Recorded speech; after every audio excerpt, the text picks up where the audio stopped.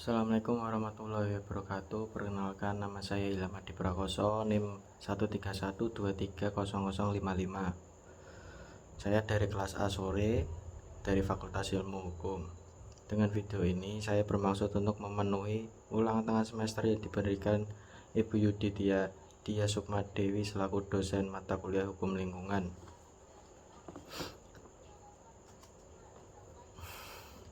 Jawaban nomor 1 yaitu faktori teknologi atau pencemaran akibat limbah industri. Contoh konkretnya yaitu banyak industri di Indonesia yang menggunakan teknologi yang tidak ramah lingkungan. Limbah cair dan padat yang dihasilkan seringkali dibuang ke sungai atau lahan tanpa pengelolaan yang tepat, menyebabkan pencemaran air dan tanah. Contoh nyatanya adalah pencemaran yang terjadi di Sungai Citarum yang dikenal sebagai salah satu sungai terkotor di dunia. 2. Motif ekonomi atau deforestasi untuk perkebunan. Contoh konkretnya yaitu eksploitasi hutan untuk pembukaan lahan perkebunan seperti kelapa sawit sering dilakukan demi keuntungan ekonomi jangka pendek.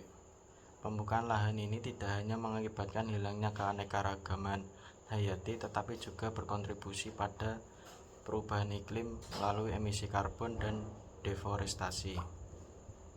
Upaya konkret untuk menyelesaikan permasalahannya yaitu nomor 1, pencemaran akibat limbah industri, penerapan teknologi ramah lingkungan, mendorong industri untuk beralih ke teknologi yang lebih bersih dan ramah lingkungan, penegakan hukum yang ketat, memperkuat regulasi dan sanksi bagi perusahaan yang melanggar ketentuan pengelolaan limbah, edukasi dan kesadaran publik, mengedukasi masyarakat tentang pentingnya menjaga lingkungan dan dampak pencemaran sehingga adanya tekanan dari publik untuk tindakan yang lebih bertanggung jawab pada perusahaan.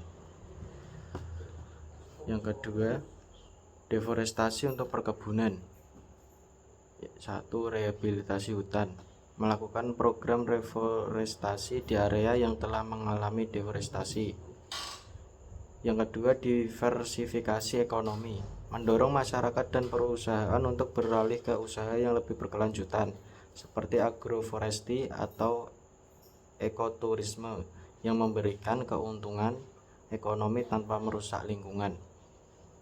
Yang ketiga, kebijakan perlindungan hutan, menerapkan dan menegakkan undang-undang yang melindungi kawasan hutan serta mendorong pengembangan kebijakan yang mendorong penggunaan lahan yang berkelanjutan. Jawaban nomor 2. Pada tahun 1992, Konferensi PBB tentang lingkungan hidup dan Pada tahun 1992, Konferensi PBB tentang lingkungan hidup dan pembangunan di Rio de Janeiro menghasilkan Agenda 21, sebuah rencana aksi untuk pembangunan berkelanjutan yang mencakup aspek ekonomi, sosial, dan lingkungan. Ini menjadi titik awal bagi banyak negara termasuk Indonesia untuk merumuskan kebijakan yang lebih responsif terhadap isu-isu berkelanjutan. Di Indonesia, penerapan konsep pembangunan berkelanjutan mulai diperkuat melalui berbagai kebijakan dan program. Pada tahun 1999, pemerintah Indonesia mengeluarkan Undang-Undang Nomor 23 Tahun 1997 tentang pengelolaan lingkungan hidup. Undang-undang ini menekankan pentingnya menjaga keseimbangan antara pembangunan ekonomi dan perlindungan lingkungan. Seiring waktu, Indonesia juga berkomitmen untuk mencapai tujuan pembangunan berkelanjutan atau SDGs yang diadopsi oleh PBB pada tahun 2015. Hal ini menunjukkan upaya Indonesia untuk mengintegrasikan prinsip-prinsip pembangunan berkelanjutan dan di berbagai sektor, mulai dari pengentasan kemiskinan, pendidikan, hingga perubahan iklim.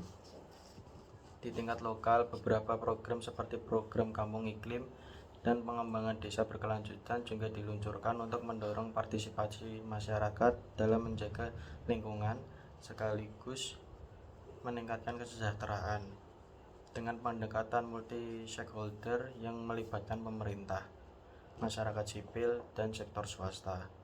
Indonesia berusaha mewujudkan pembangunan yang tidak hanya fokus pada pertumbuhan ekonomi, tapi juga pada keadilan sosial dan kelestarian lingkungan. Jawaban nomor 3 yaitu salah satu contoh konkret penerapan konsep Sustainable Development di Indonesia adalah program Kampung Iklim atau Pro-Iklim. Program ini diluncurkan oleh Kementerian Lingkungan Hidup dan Kehutanan untuk meningkatkan kesejahteraan masyarakat terhadap perubahan iklim melalui pendekatan berbasis masyarakat. Tujuan program Kampung Iklim yaitu nomor 1 meningkatkan kesadaran, 2 pengelolaan sumber daya, 3 adaptasi dan mitigasi. Implementasinya yaitu nomor 1 penghijauan, yang kedua pengelolaan sampah, dan ketiga pertanian berkelanjutan. Soal nomor 4 yaitu jawaban nomor 4 yaitu Undang-Undang nomor 32 tahun 2009 tentang perlindungan dan pengelolaan lingkungan hidup merupakan salah satu landasan hukum utama dalam pengelolaan lingkungan hidup di Indonesia. Undang-undang ini mengatur berbagai aspek perlindungan dan pengelolaan lingkungan untuk memastikan berkelanjutan sumber daya alam dan ekosistem. Perubahan dalam Undang-Undang Nomor 6 Tahun 2023. Undang-Undang Nomor 6 Tahun 2023 mengatur tentang penetapan Perpu Cipta Kerja menjadi undang-undang yang menanggung beberapa perubahan terkait UU PPLH. Perubahan ini bertujuan untuk mempermudah investasi dan meningkatkan efisiensi dalam proses perizinan, tetapi juga memunculkan kekhawatiran terkait perlindungan lingkungan. 3 aspek dalam UU PPLH dan perubahannya. Aspek administrasinya. Pasal 1 ayat 1 UU PLH menyatakan definisi tentang lingkungan hidup yang mencakup keseluruhan ruang tempat hidupnya makhluk hidup termasuk di dalamnya manusia dan perilakunya. Pasal 28 UU PPLH yaitu mengatur mengenai kewajiban pemangku kepentingan untuk memiliki izin lingkungan. Dengan adanya perubahan, prosedur pengajuan izin lingkungan yang diharapkan lebih sederhana dan cepat, sehingga dapat menarik investasi tetapi tetap memperhatikan analisis dampak lingkungannya. Yang kedua, aspek pidana. Pasal 109 UU PPLH mengatur sanksi pidana bagi pelanggaran yang mengakibatkan pencemaran atau kerusakan lingkungan. Pelanggaran ini dapat dikenakan pidana penjara dan denda yang bervariasi. Perubahan yang diatur dalam UU Cipta Kerja dapat mempengaruhi penegakan hukum terhadap pelanggaran lingkungan, baik dalam penegasan sanksi maupun dalam mekanisme penanganan perkara. 3. Aspek perdata. Pasal 95 UU PPLH mengatur mengenai ganti rugi yang dapat diajukan oleh masyarakat atau individu yang terdampak pencemaran lingkungan. Dalam konteks perubahan, aspek perdata ini diperkuat dengan memberikan hak kepada masyarakat untuk mengajukan tuntutan ganti rugi terhadap pihak yang melakukan pencemaran.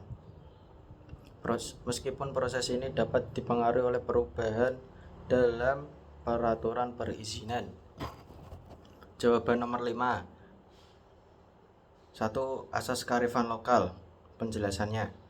Asas kearifan lokal mengacu pada penerapan pengetahuan dan praktik tradisional masyarakat yang berhubungan dengan pengelolaan lingkungan. Ini mencakup penggunaan sumber daya alam secara bijaksana yang sudah terbukti efektif dalam menjaga kelestarian lingkungan. Contoh konkretnya, di Bali masyarakat masih menerapkan sistem subak dalam pengelolaan irigasi pertanian. Subak adalah sistem pengelolaan irigasi berbasis komunitas yang melibatkan seluruh petani di suatu wilayah. Dengan prinsip gotong royong, petani saling membantu dalam mengatur distribusi air, sehingga tidak hanya menghasilkan pertanian berkelanjutan, tetapi juga menjaga keseimbangan di sistem lokal. Yang kedua, asas partisipatif. Penjelasannya, asas partisipatif menekankan pentingnya keterlibatan masyarakat dalam pengelolaan lingkungan hidup. Masyarakat diharapkan aktif berkontribusi dalam proses pengambilan keputusan yang berkaitan dengan lingkungan, termasuk dalam perencanaan dan pelaksanaan program-program perlindungan lingkungan.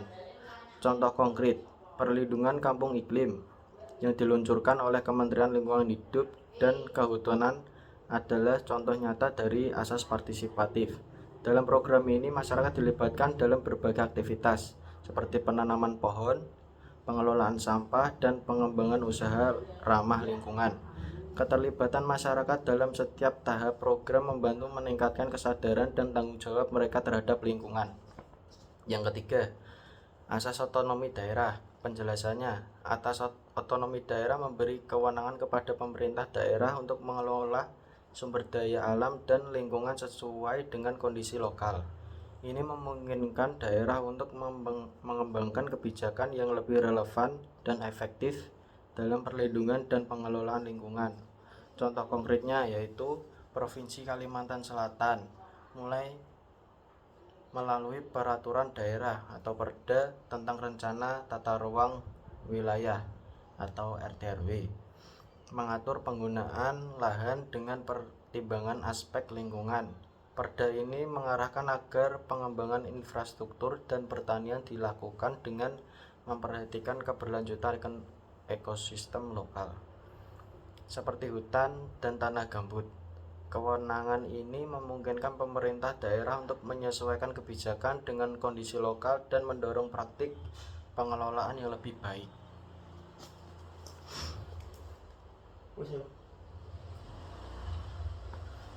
Saya kira cukup jawaban dari saya. Apabila ada salah kata, mohon maaf sebesar-besarnya. Terima kasih.